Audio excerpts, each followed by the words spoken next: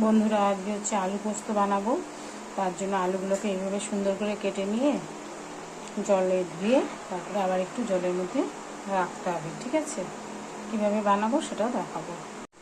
কড়াইতে তেল দিয়ে দিয়েছি বন্ধুরা, তেলটা একটু গরম হয়ে এসেছে। এখন শুকনো লঙ্কা দিয়ে দেবো, তারপর লং এলাচ দারচিনি আর দেবো হচ্ছে একটু কালো জিরে।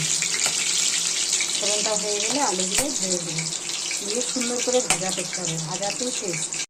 ফোড়নটা হয়ে এসছে, এখন হচ্ছে আলুগুলো।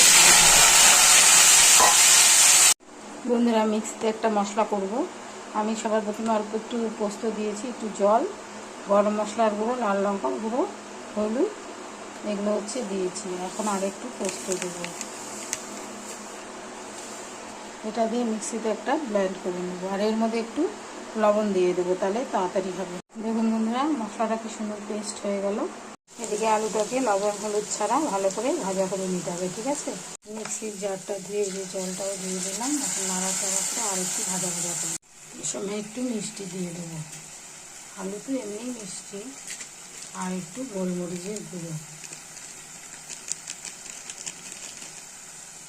মশলাটা কষানো হয়ে গেছে। দেখুন বন্ধুরা, তেল ছাড়ছে। এখন হচ্ছে এখানে গরম জল করে রেখেছি, এটা ঢেলে দেবো।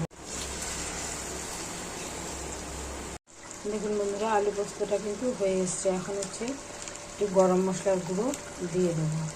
আপনারা এইভাবে করে একবার খাবেন, ভালো লাগে খেতে। এই যে বন্ধুরা, আমার আলু পোস্তটা তৈরি হয়ে গেল।